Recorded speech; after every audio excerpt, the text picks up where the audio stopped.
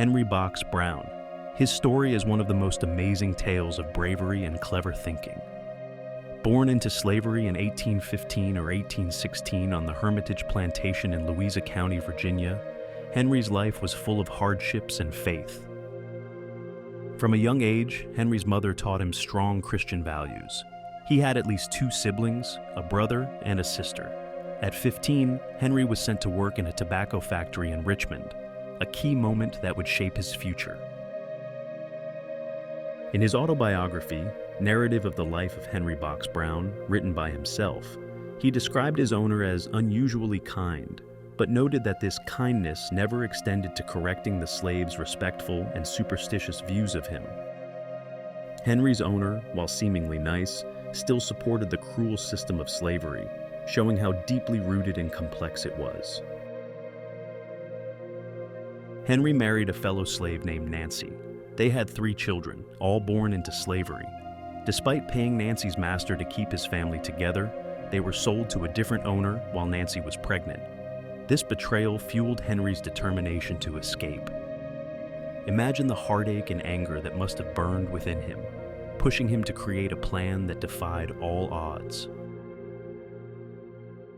With the help of a free black man, James C. A. Smith, and a kind white shoemaker, Samuel A. Smith, Henry devised a daring plan. He would mail himself to freedom using the Adams Express Company, known for keeping things secret. Henry paid Samuel $86 out of his $166 in savings to make it happen. This plan was as risky as it was clever, showing Henry's desperation and incredible willpower.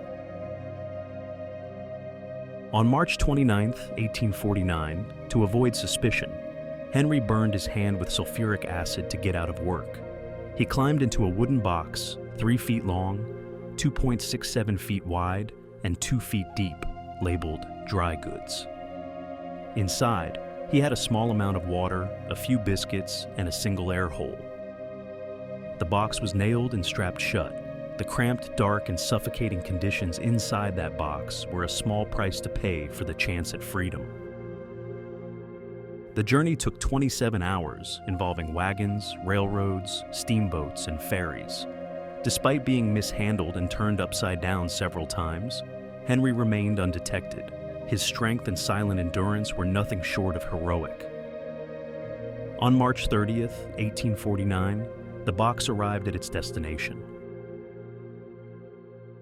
When the box was opened, Henry emerged and greeted his rescuers with, "How do you do, gentlemen?" He celebrated his freedom by singing a psalm. This moment was a triumphant end to his bravery and cleverness. Hollis Robbins highlighted this escape as a modern postal miracle, showing the power of the mail system and private express services like the Adams Express Company, which ensured secrecy. Henry became a well-known speaker for the Massachusetts Anti-Slavery Society and met Frederick Douglass. He adopted the name Henry Box Brown and published 2 versions of his autobiography. While on the lecture circuit, he created a moving panorama detailing his journey and the lives of free and enslaved people. His story captivated audiences and fueled the abolitionist movement, showing the inhumanity of slavery through his personal experience. Though Douglass wished Henry had kept his escape details secret, Samuel Smith's attempt to repeat the escape resulted in arrests. That same year, Henry declined to buy his family back from their new owner, causing controversy within the abolitionist community. This decision highlights the complex and often painful choices faced by those who escaped slavery, balancing personal freedom against the loss of loved ones. In his narrative, Henry proposed voting rights for slaves and a new presidency. His bold ideas showed his deep desire for change. After the Fugitive Slave Law of 1850 made it dangerous for him, Henry moved to England. There, he toured with his anti-slavery panorama for a decade, later performing as a magician and showman. His performances, blending entertainment with powerful messages about slavery, continued to inspire and educate audiences. In 1855, Henry married Jane Floyd, a white Cornish tin worker's daughter, and started a new family.